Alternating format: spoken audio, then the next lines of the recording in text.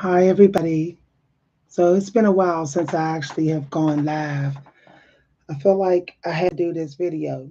So my scriptures told me to get social today. So I'm going to get social. Just try to keep the comments positive, no negativity, no attacks. If you don't have nothing nice to say, please don't even speak in the video. If you are a moderator, feel free to block and remove any negative comments or any comments that go against YouTube guidelines. So I decided to get a little social, and I'll be doing this every now and then. Not often on this channel, but sometimes so y'all don't lose the channel, but also because I just want to talk to y'all like the way I used to. Um, I want to talk about the cold hard truth about finding your purpose. Okay.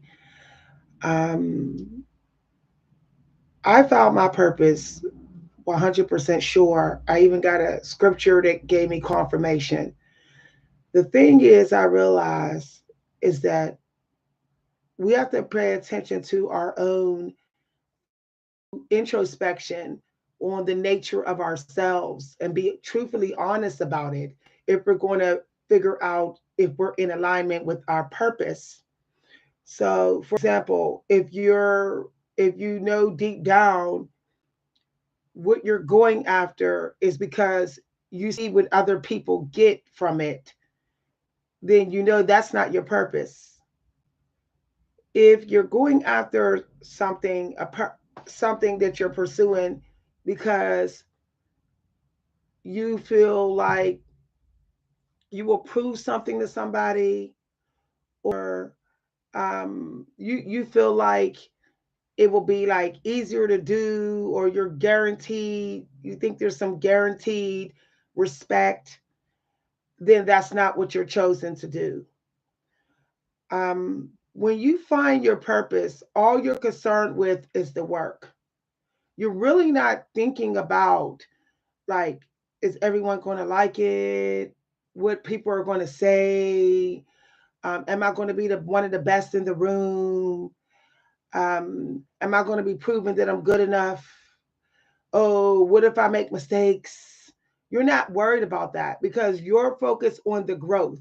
That's the number one concern of yours, is the growth, because it is 100% what your soul have chosen as its preferred number one weapon against the dark side. So you're focused on the growth. You say, I have to learn and master this weapon. My life depends on it. So many other people's life depends on it. So it's not about competing. It's not about proving that I'm just as good as anyone else or reaching other people's level. It's about I have a fight to do. And I know when I hold this weapon, I have so much respect for it. I don't want to waste the time of this weapon.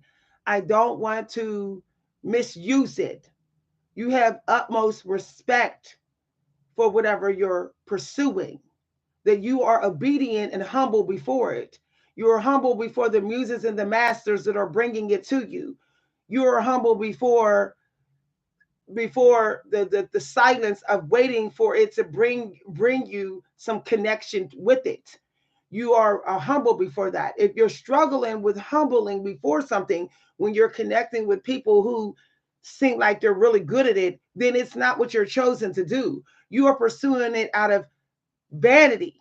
You're pursuing it out of passive aggressiveness, out of some sort of gratification that you need. So I'm really sharing this. Oh, hi, everybody. Hi, everybody. These are questions you have to ask yourself. You literally have to interrogate yourself when you say, I think this is my life purpose. You have to ask yourself, what is in my mind before I go to do it? When other people are doing it with me, how am I thinking? After I'm done, how do I think? What do I feel? In spite of how I did it. How do I feel? No one wants to dig that deep because they will realize 9 times out of 10, most of the things that they're doing they've been wasting their time with doing. They don't want to admit that. So some people will, even though the cold hard truth of those answers put the truth right in their face, they'll still keep on doing it because they think they got it. They might as well just keep doing it because they put their time into it. It's not about how much time you put into whatever you're pursuing.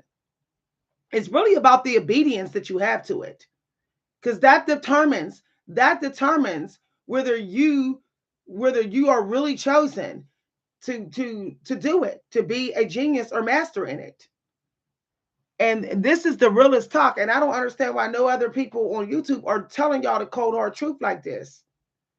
When I sit down to write, to creatively write, I say I'm obedient, I'm patient, I am proving I'm worthy by just waiting for the images to come.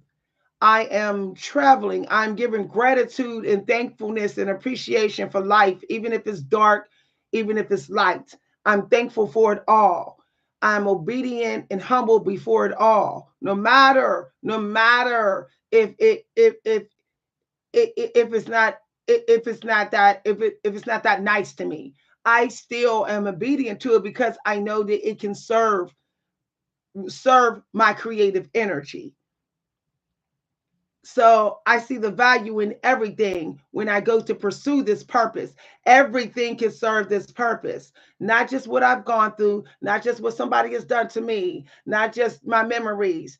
Everything serves my purpose. When I have that mindset and I'm patient and I understand that, then I'm blessed. Then I'm blessed with with a creative breakthrough when it comes to my creative writing. But a lot of people, they don't want to be patient because they're at the edge of their seat, competing. Energetically, they're competing. They're somebody they got to prove something to. I have loads of work on this computer that I haven't let anyone hear, that maybe a handful of people heard in a group one time. Is a lot of the work great? Yes, it is. But do I care if everybody knows how great I am? No, because that's not why I created. I know the battle has been won the moment I created it. I won some sort of battle against the dark side for someone else or for me. And that's enough. I got the energy benefits from it. Something in my life is going to improve because I did it.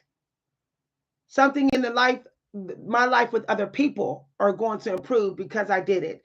And that is enough. When I can show gratitude for that, then the financial and the cash flow will come. Then the rewards, the tokens, the trinkets, the big name legacy will come. Just having the appreciation for the energy benefits that you're getting from what you're pursuing has to be the number one thing that you give gratitude for. If you cannot say, well, give gratitude for that, then the doors of abundance, of financial, of rewards and success will not come to you. It will not come to you because the creator knows that really you're just chasing material stuff. Really, you are. You're not seeing the importance of soul power.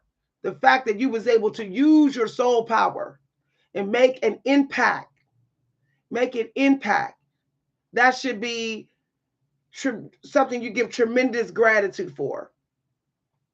But some people will not say, well, that's where I got to get to. And only way for me, one way I got to get there is I got to go be obedient to the people who are already there. I have to be humble and learn from them. When you say this is my sole purpose, you ask yourself how much time, energy, money did you put on the line? What was you willing to risk?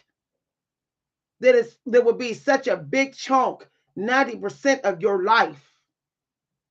If you have not willing to do that, how can you truly say it's your purpose? You're kidding yourself. You're living in denial with yourself.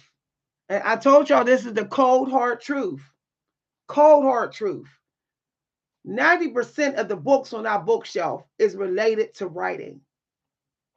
90% of my money that I can spend outside of paying for essentials is on writing.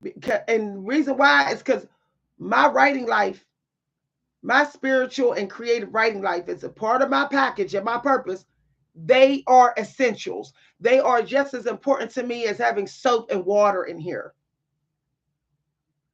So they are on the same list of my grocery list. That's how I know it's my purpose. What list is whatever you're saying is your purpose? What list is it on? Is it on the fun play list? Or is it on the this is business list? This is a do or die list. That's the list that it has to be on. And you know what? For me, I had to put myself in imaginary scenarios to get the cold hard truth about what my main purposes are. The top of the list, the ones without a doubt that would give me insurance for my soul. I had to put myself in imaginary scenarios of life and death. I had to, back myself in the corner like great story writers do and find a way out. That's how they do with their characters. Like Stephen King does when he wrote the movie It. Where it's like, this thing has all the power. I back myself in the corner. How can I come out? When I did that imaginary work, I realized that I always chose writing. It always trumped. It trumped mostly everything. It trumped everything else. It even trumped dancing. As much as I love dancing, it trumped that. It beat out. It beat singing. It beat doing YouTube.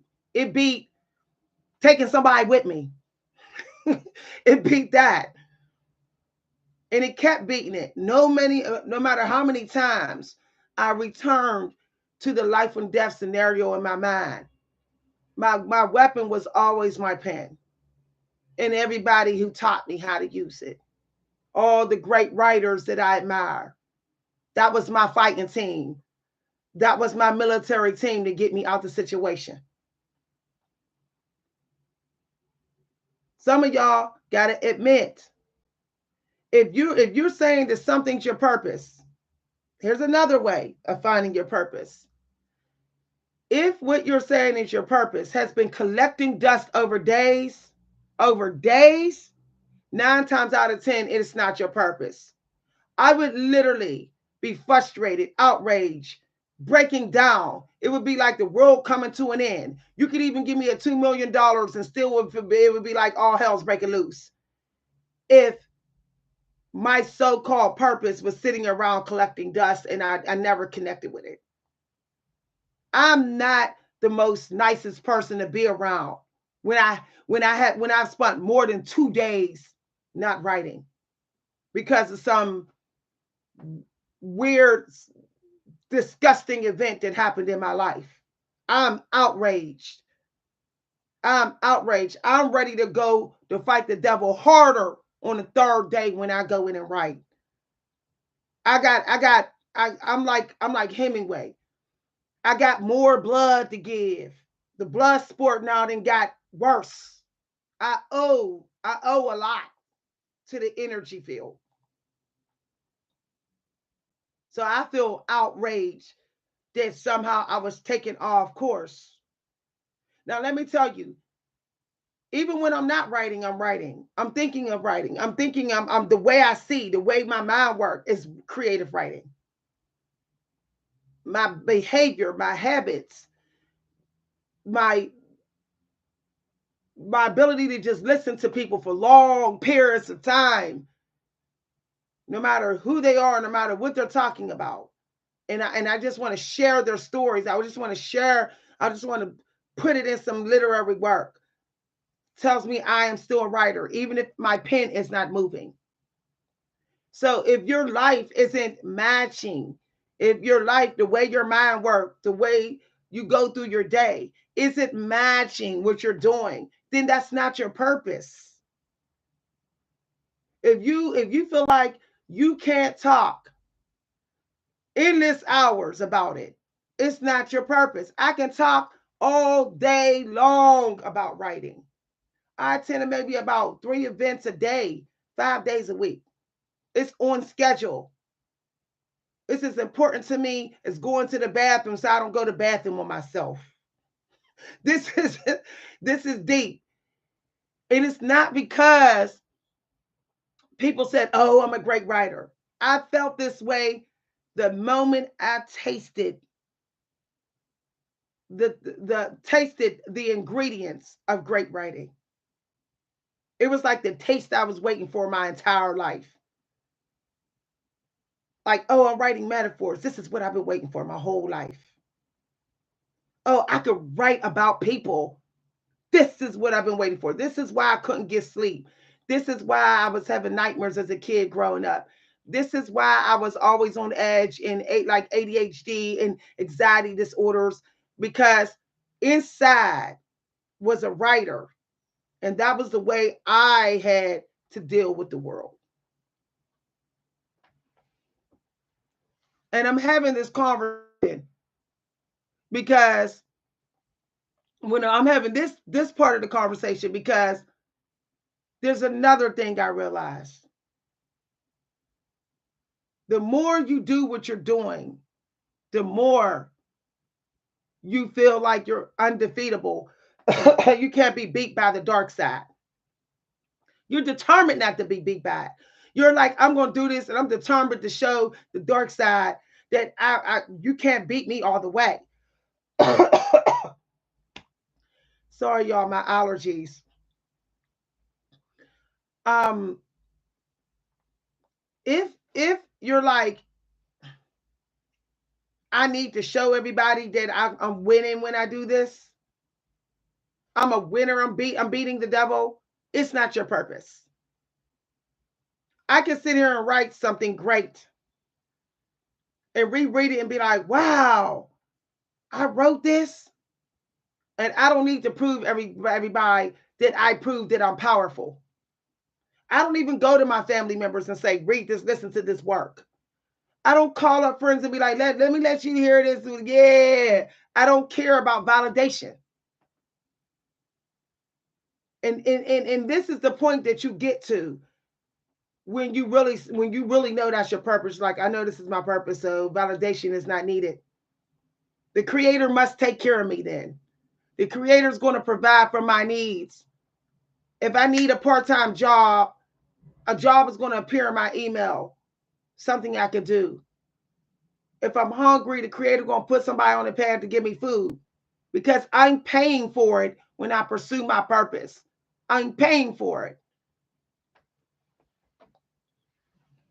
I came to understand that when I could not explain why so many different people always wanted to, all something they're pulled to me to take care of me.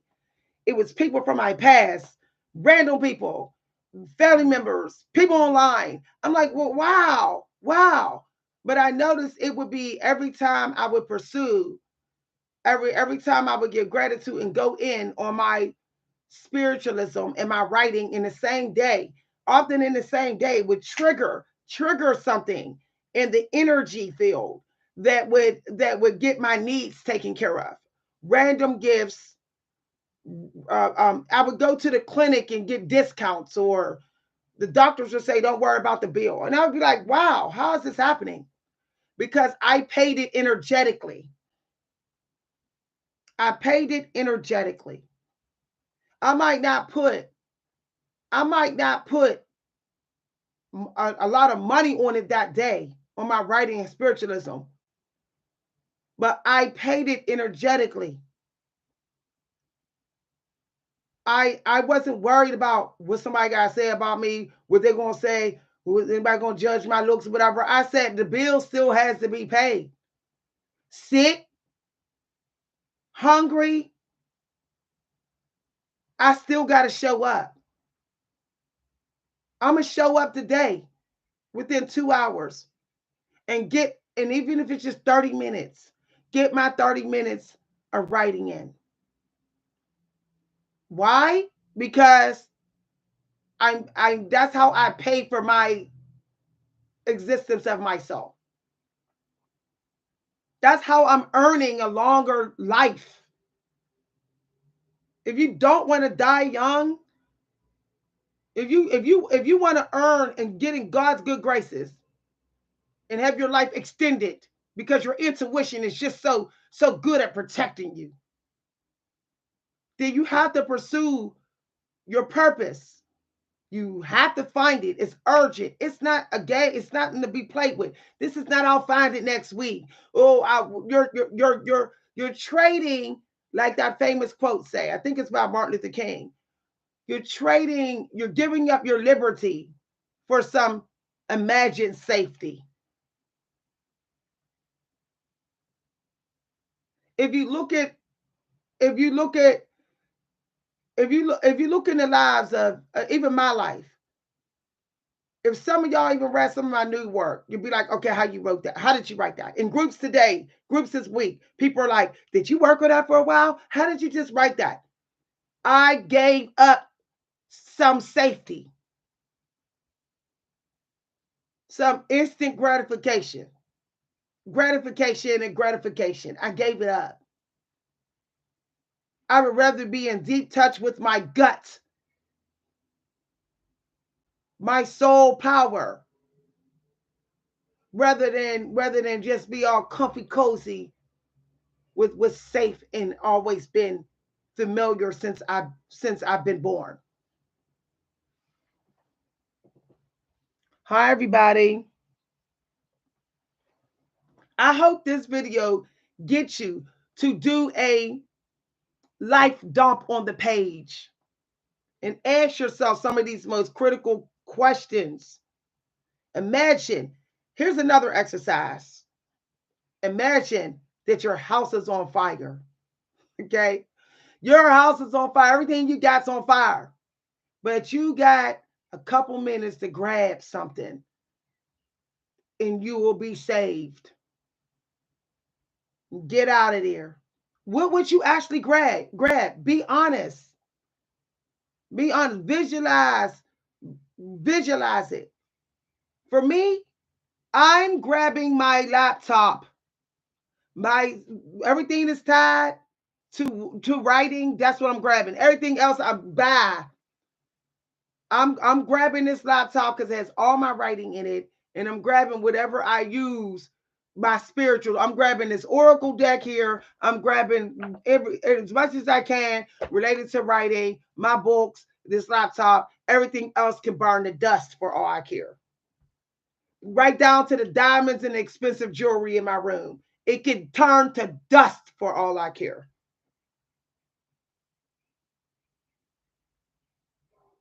It doesn't even protect me and give me sleep, the kind of sleep that's so nourishing, like my spiritual life and my writing life. It doesn't provide that. Diamond rings, fancy jewelry, fancy clothes, it just doesn't give me the food of my soul like I need. So it can stay in the fire.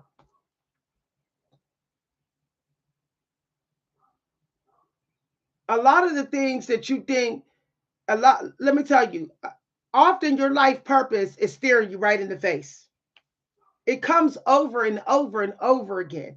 It just keeps coming to you in different ways, in different little nuggets and signs. This is why you can't be caught up in narcissistic people and toxic people. You're missing the signs. You need some seasons in which you live your life strictly on your terms so you do not miss the synchronicities. That's giving you confirmation that this is your life purpose. And then and then often your life purpose will show up a lot around your birthday. A lot. People will often give them to you as gifts. People in your life is trying to tell you what they are.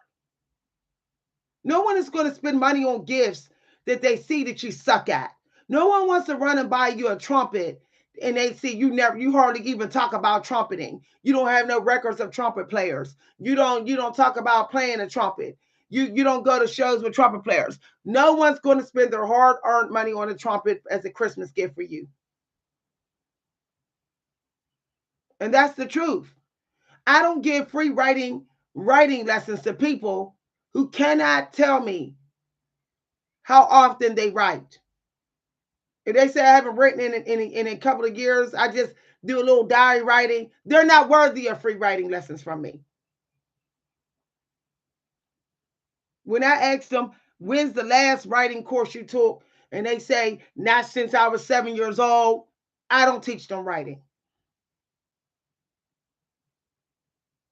Because it doesn't matter how great my last piece was. I'm on to the next class. I'm on to the next book on the craft of writing. I want to milk this intellectual field of as much writing intelligence as I could get. And spiritual, just as much as I can just milk it and milk it. I do not care about what I just mastered to genius level yesterday. That's yesterday. This is a whole new fight today when I do my purpose. That will also tell you if you're doing your purpose. Are you leaning on all the stuff you already did and using that to convince people how gifted you are and how this is your purpose? If you're doing that, it's not your purpose. No one sees Stephen King doing that. Y'all hardly ever hear me brag about things that I wrote in 2015 that got published. Like Stephen King said, it's a dead thing. Only level that matters is the level that I achieved today. That's old levels. It's been did. That's the battle's won already.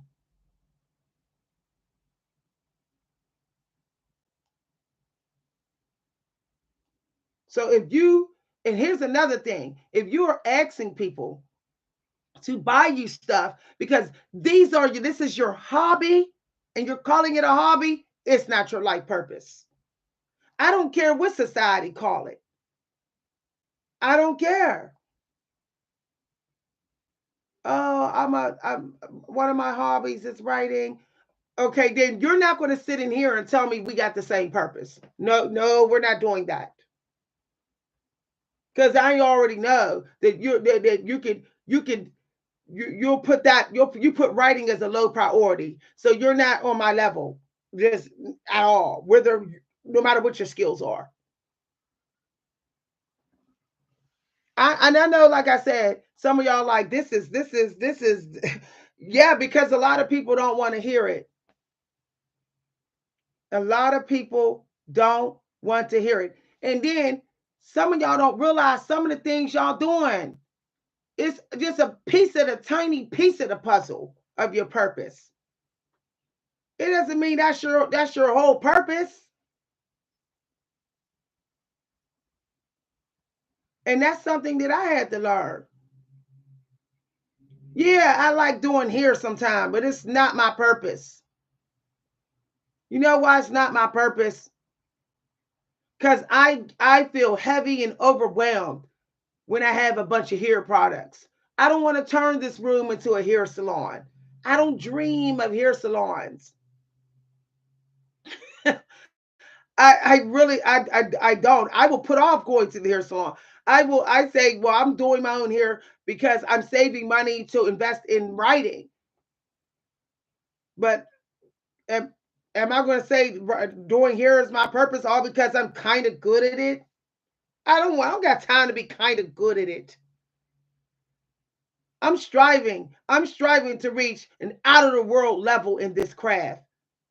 And I will do it and I will go for that level as often as I can. I'm not about mediocre in what I do. I'm not satisfied with that. And I'm saying this because There's something I recently learned. I like when I do guidance on this channel, like I don't feel like I didn't do good enough because I'm like, I reached another level. My goal is to reach another level in this, and another level the next time, and another level the next time, and another level the next time. But I'm not doing this because I just want to get through some suffering. The fact that I'm so obedient, like I have to do guidance today because God told me to, lets me know it's a part of my purpose. Even when I'm tired, even when I feel like I got this whole house to clean, I got family to deal with, I got this and that. I don't say I'll do it tomorrow. I'll do it tomorrow, God. No, I'm obedient. I do it. I say God said it has to be done today. I'ma do it. I'ma find a way.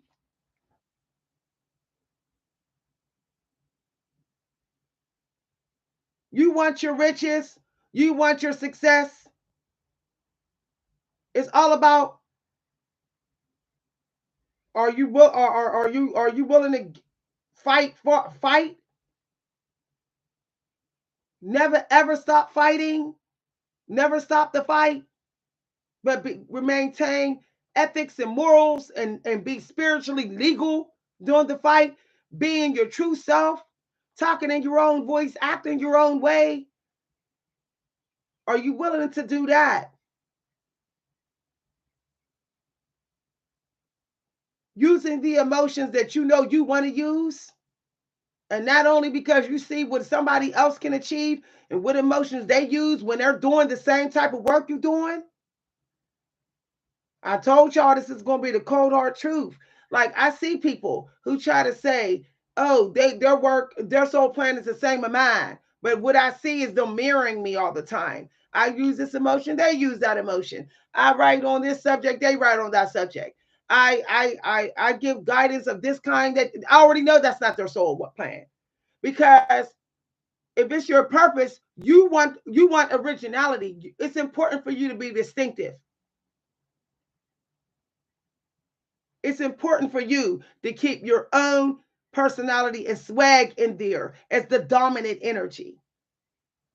And the emotion that you love to celebrate, the emotions you love to celebrate most, you know that you will keep them as the dominant. You will not lead with anyone else's swagger. I could show up in this video and I could talk like Jim Ron, and I could act like Queen Latifah, and I could, whatever. But one thing I found out is it doesn't get me deep, deep, deep into my soul power. What that does, it keeps me at the level of having to keep convincing myself that I can do this even though it's not. And I know that it's not because I'm not being me. So that's another question. Are you truly being you? Like, when you're being you. Are you truly being you when you're doing it? Or are you learning? You're learning how someone else is being, and then you're saying, I'm being like them, so this is my purpose.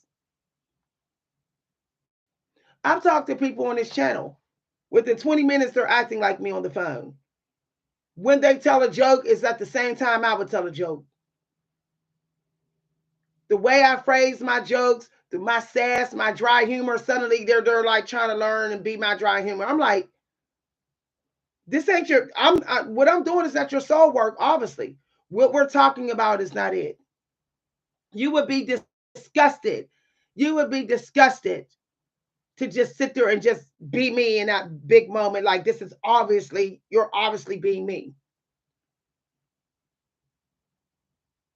Instead of creating a unique identity.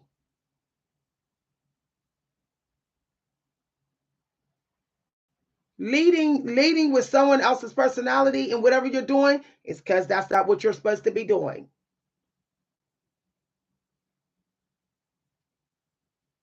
Even the style or whatever. If you're like just all in their style, you don't want to make it new, you don't want to rework it, you don't want to change it. then that's not what you're supposed to do. You know, I realize there's a trending thing of just have someone else's frequency.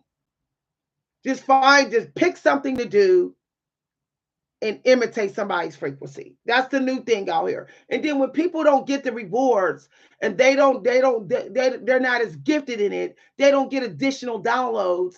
They don't their power don't surge or get stronger. They wonder what's happening. They think they're being cheated. They say, YouTube is cheating me. YouTube's ripping me off. This group is ripping me off. And I'm like, no, it's not ripping you off. You cannot lie to the energy field. It knows who you're being like. It knows when you're not being authentic because your personality, your authentic personality is directly attached to your soul plan. Directly. It's directly attached to it. And if you think you can abandon it and grab other people's and you're safe, you'll get this soul plan done easier. The money will come easier. It's never going to happen. Even the algorithm knows when you're being fake. It knows. AI knows. It has learned you. It studies you. It knows when you're stepping into someone else's frequency. It knows when you're warping and distorting and you're trying to be someone else in the same soul work. It knows. And eventually it will not send you to the people who has been giving you the attention that you were getting when you was being you, really you. So for example, I have people who's been here since the very beginning of this channel. The algorithm still sends my videos to those people. The algorithm sees me and the people talking in chat that, they put money on my live videos. Why do the algorithm still sends my notifications to them? Because the algorithm is picking up that a lot of who I am in this video is who I've always been when I started this channel. So it is being commanded by the powers that be to go towards what must acknowledge me because I served it spiritually legally in a spiritually legally way. So the algorithm is also controlled. The algorithm at times can barely resist the forces of the angels. It's even disciplined when it comes to serving someone's purpose when they're being authentic. So if you think if you say this is my purpose, how real can you be in spite of what anyone has to say about you? In spite of anyone says you're moderate, you're ghetto, you're masculine, you're loud, you're obnoxious, can you still stay that way? Can you still stay the way you are? I can still stay the way I am. I can. I have a deep voice. I have a loud voice at times. I have strong features that may get people think I'm masculine when I'm in my power. Do I care? No, because I'm sassy. I have dry humor and I'm bold. I'm a bold female. My work is bold. There's imagery in some of my best work is bold. I have to be bold. Doesn't mean cutthroat. Doesn't mean cursing all the time. Just bold. That's my energy. If I cut back of that energy, I'm probably trying. I'm probably not truly in my purpose, like I think I am.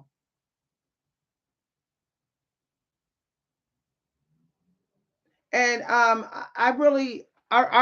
having the real talk because there's a lot of reaping and sowing going on, and people are going to be on the complain wagon.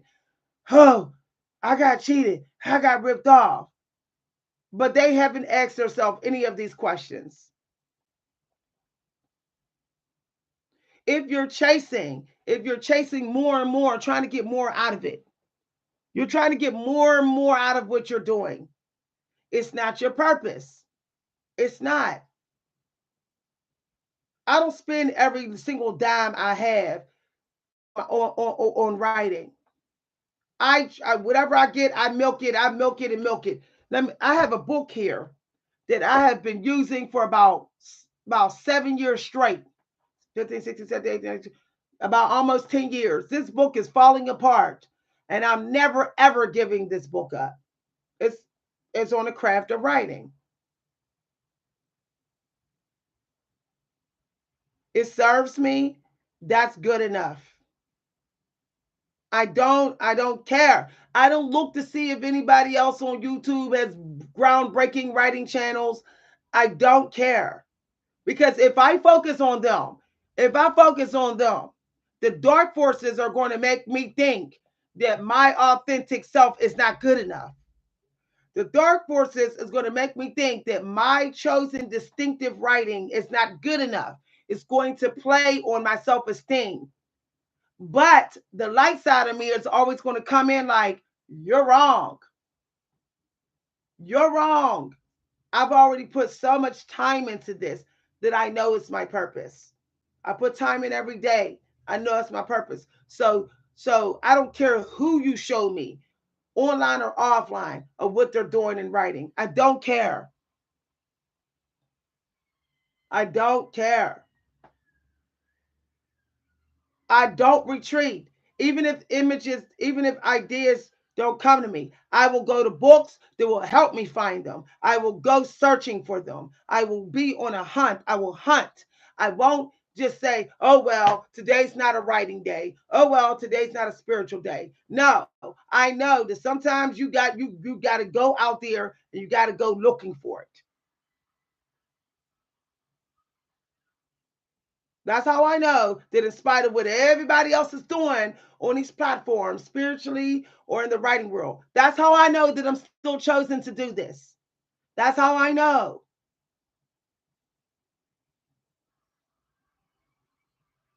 that if nothing has come to me, it's something I'm doing wrong, something I have to do. There's some dirt in me. There's some dirt in this room. There's some dirt in my life. There's some dirt in my mind. Dirt that the creator don't approve of. Dirt that needs to go. There's something I need to face. I'm living a little bit too safe. A little bit too safe. Otherwise, it would come to me. I'm not as humble as I need to be. I'm not willing to say, well, I don't know.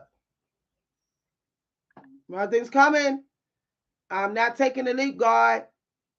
Can you tell me why I'm not leaping right at this moment? I will go look and see why. And I will pay and I will be patient. I will clear up my whole schedule till you show me why. Until you reveal what I need to do. I know you will. You'll put it on the news feed in YouTube. You'll make somebody show up talking about what I need to do.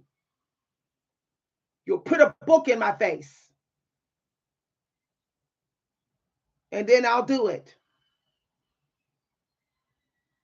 If today you say, I need you to be a student, even though you've taken many classes, Miss Victoria, even though God say that to me, they say, even though you didn't wrote some great work, I need you to shut up today, listen, tune in, and just absorb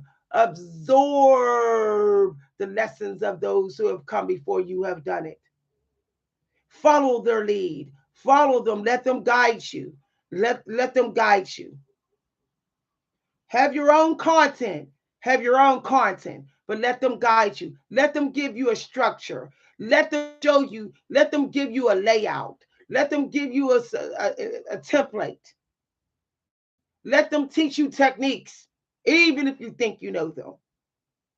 And I say, okay, God, all right, all right, all right. And I do it because I cannot retreat. I retreat.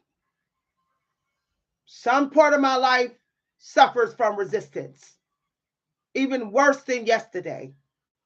Like the guy who wrote the book, War of Art. I want less resistance in all areas of my life. And it starts with what I'm willing to put my life on the line for. It starts for my writing. It starts there. It starts with my spiritualism. It starts here. As scary as this may seem to some of y'all, I would literally sit here and someone say, well, I'm going to sick these dogs on you if you don't let us burn your work. I'll say, I guess I'm getting eaten up by dogs. I guess these dogs are going, me and these dogs going to be going toe to toe. That's how serious it is to me. Call it insanity. But genius requires that. Genius requires you to do things that to be willing to give up some safety that nobody else is willing to give up. If you got to go 4 days eating soup and rice and beans and rice and juice, then that's what you got to do. So when people want to say, I think I'm better than everybody else, in the words of Bob Dylan, everybody's peasants in my book, because I'm willing to die for this. I'm willing to run into a burning building for this. And if you're not willing to do that for the soul plane, and we both doing, then you are a peasant. Like Bob Dylan say, you are effing peasants to me. You are a peasant, and you don't get to come to court. You don't get to sit up on court with me. And that's how you have to be. That's how you have to get. And I know there's people like, she's insane. The most magnificent things have been created because somebody was at the point of insanity where they were like, well, this is it. F it. Nothing else has ever worked. Nothing else has ever gave me a peace that I know that it's going to last all day long. That I could return back to and give me the same type of quiet in me. I can return to this moment. I can return to this moment that I wrote that last poem, and it will give me this. It will give me like, the energy never goes stale. The level up, the level that I reached, that goes stale. But the energy satisfaction does not go stale.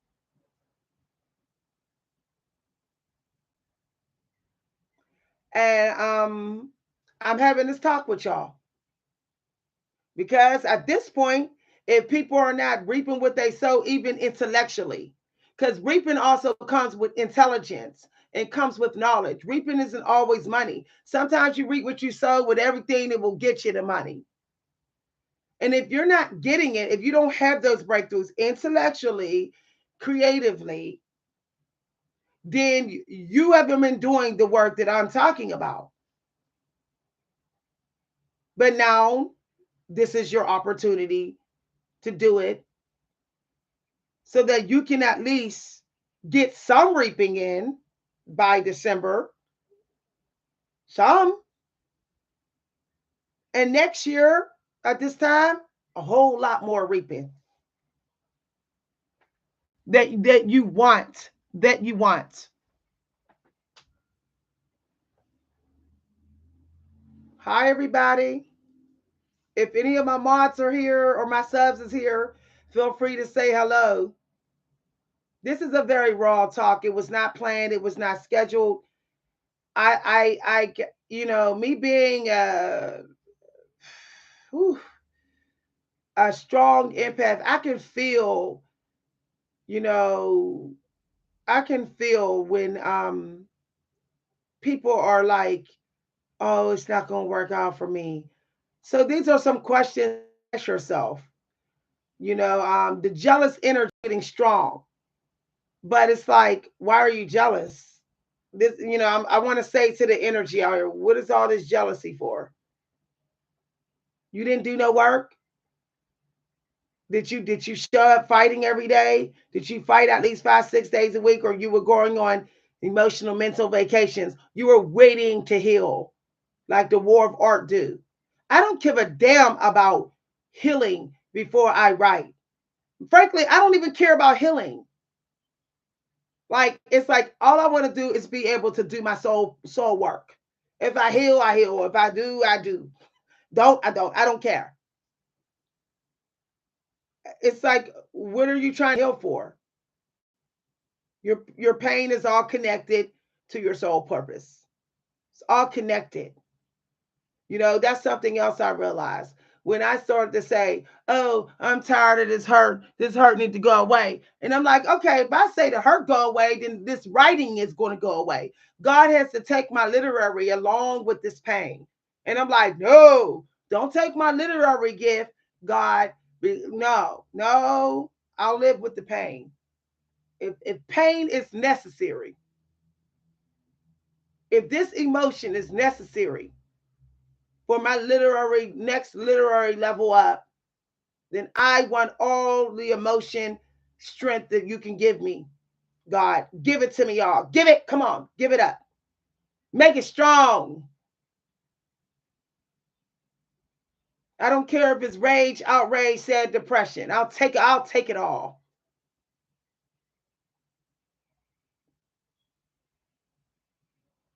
Because it all serves. If you are trying to write because you're like, I'm in recovery, I'm trying to write to get through something. Are you really a writer? I'm not writing to get through anything. I'm writing to show people what it's like to go through this. This is what it's like to experience this. I don't know if you have experienced this, but this is what it's like. I need someone to know. I don't want to die with these abundant secrets. What good is that? I can't take none of this stuff with me when I die. Why do I have to take every vibrational echo of the non physical with me? I don't have to take that with me either. I can leave some of that behind.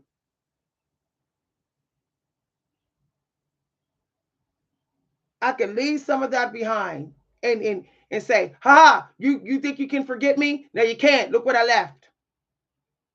You're gonna forget me when you cash in my gold and my gems and my laptop and my in this these clothes. You can forget me after that spun, but you cannot forget me with what I made you feel that you've never experienced before because you did not live my life. Like poet Robert Haas say, you will never forget that I made you experience something in your imagination that to the point where you thought you really lived it. You will never forget that I had that power. Yeah. Y'all, this is a deep video.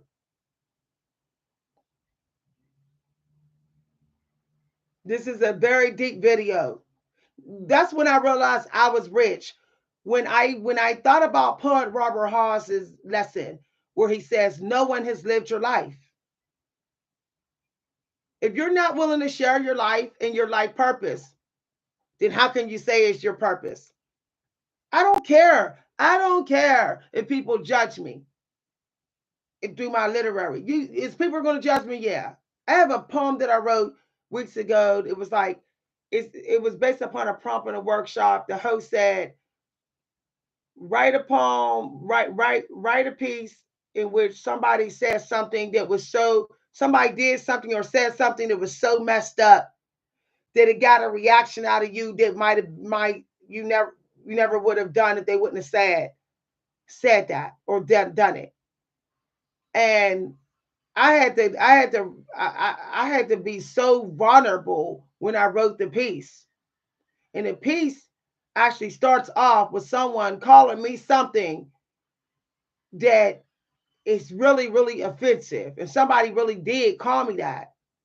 And it was a fight between me and a partner. And it's a true story. But when I read the piece, people were just like, ooh, ooh, ooh. And my reaction, they were like, your reaction was even shocking, the whole thing. And they were really blown away by the piece. But I had to be so vulnerable.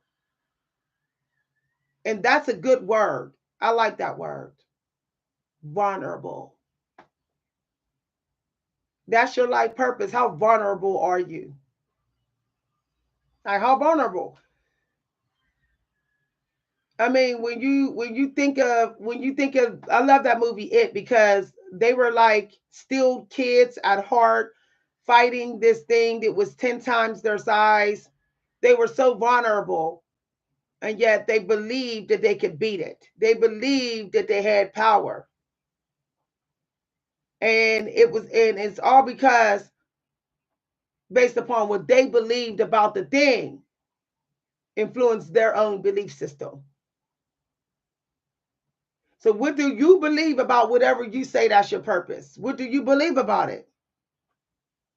If you say this has the power to embarrass me, to bring me down, to keep me stuck, to keep me broke, to keep me starving, this has that power, then it has influenced your own belief system. Your belief system about yourself will be corrupted. You'll say, well, I must not be capable of doing this. I'm not chosen to do this and this and this and that. And then you have given into resistance, you have lost. It has won. The fake identity that you've given it, that you made real because you believe in it, it has won against you. But what my life purpose of writing is I believe that it will only have power over me if I give it. That it will only make me think that I'm not worthy to harness it if I believe that I'm not.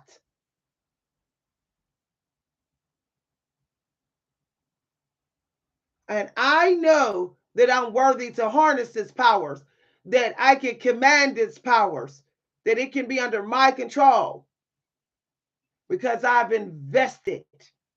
I'm willing to give all my life force on it. It's only giving what I tell it to give. But I'm giving as much as I want to give, and I'm giving it all. It's, that's deep, and it's just true. I'm giving it all. I'm giving all the time it takes. I will sit here. I will sit here for 30 minutes until I can get something on that. I will walk. I will dance. I will do everything I can to get something down on paper because I know I believe that only way it will beat me if I let it. If I give up, okay, it beats. Then it wins. If I say, well, writing is easy, I have all the information. I just read something. I know it. I've been practicing it. It's not hard. It's actually pretty easy if I wanted it to be. It's not complicated at all. I speak of it like that. Like it's not stronger than me. I'm stronger than it. It wouldn't be without me. So how can I say that it is stronger than me? this is this is deep. How you speak of whatever you say it is your purpose will tell you whether it's your purpose. If you say this thing is outdated, it's obsolete, it's put people in the poorhouse, people have starved, people have been homeless, people have been no, it's too powerful. It will bring me down. It's not your purpose. It's not your purpose. I will go and live like look. I could never be poor from the thing. There is no poorness when I do writing. There is none. I got clothes, I got food, I got shelter. I can never be poor to do writing. Never. Never. I'm satisfied with having what I need to be able to do writing. That's why the Creator wants to give me a lot more.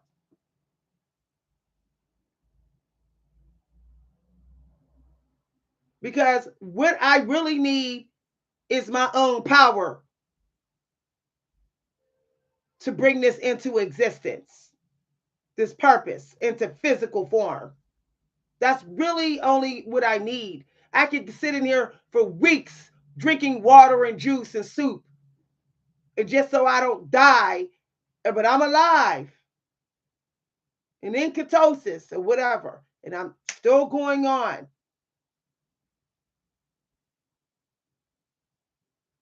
Do y'all know that poverty is a matter of perspective? That's another thing. That's how you define being rich. When you're doing that specific thing you claim as your purpose, determines on whether that's your purpose.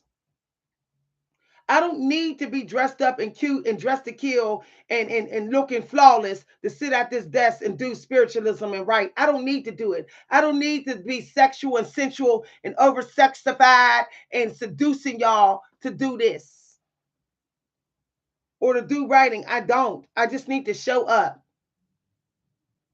If God took everything from me and said, you got to show up naked and do that writing, I guess I got to show up naked. How far are you willing to go? Half of the people that are more successful in which you're trying to be successful in, they're going farther than you. They're willing to go further than you. That's why they're more successful in it. That's why they can do it better than you. That's why they do it better than you more often. You make excuses, they don't. You make excuses for doing it for 5 minutes. They don't. They don't.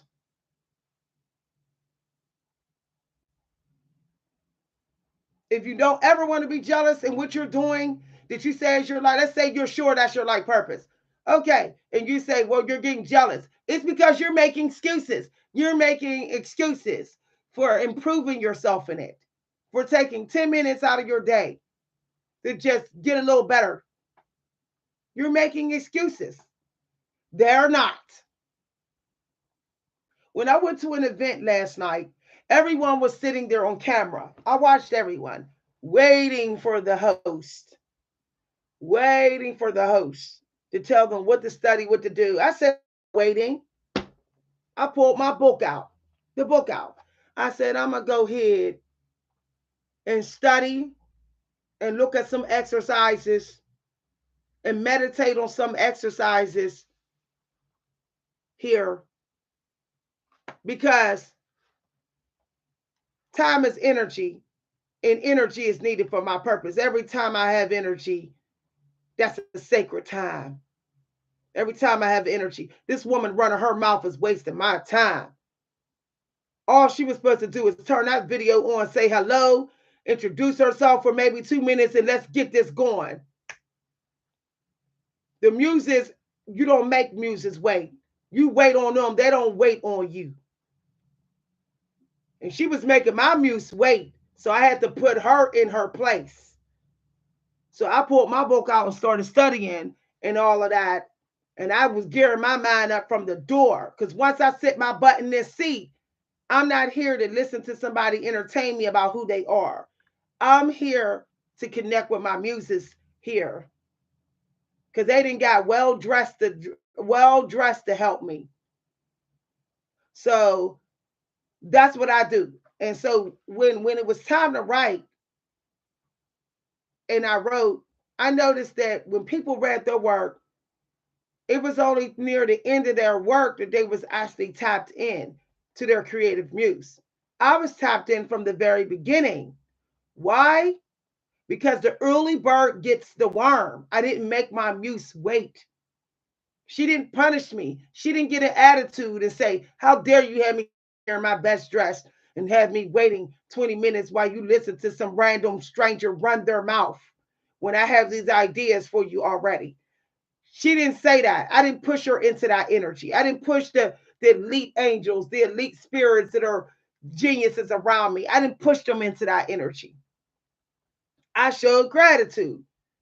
that they'll understand when I sit here, they gotta get their stuff together to give to me. And I better be ready the moment I sit here.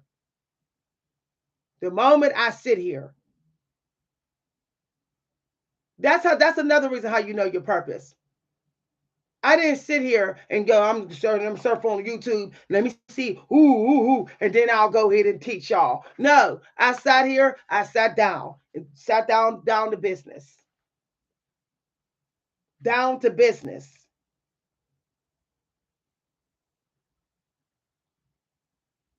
This is business to me. This is just I enjoy this. This is business. Because I understand. I understand how valuable time is. See, I started seeing my sole purpose as business when my parents died. Because they didn't see their sole purpose as business. Their sole purpose was hobbies in their eyes. They said that's optional. And then when they got old, they wanted to go ahead and do it. No, you're old, you're broken down, you're beat up. It's going to be harder for you to do it. You took too long. Your muses are probably fed up with you. When my parents died, I realized, I said, nah, I'm not falling in line with them. I'm not falling in line with them. I'm not going to sit down at the kitchen table and be a cook. And my life purpose is cooking, but I'm sitting at that kitchen table to gossip and to talk about people and just to get high and turn up and waste time at the kitchen table, the muses. No, I'm not doing that. I remember my mother, when she started doing that, I noticed the music stopped helping her with her cooking. All of a sudden, she just stopped cooking. She just stopped her life purpose. One of her purposes was cooking, for sure. But when she started sitting at that table and started just entertaining low vibrational people, people that didn't find their purpose, toxic people, she stopped cooking. The music stopped helping her.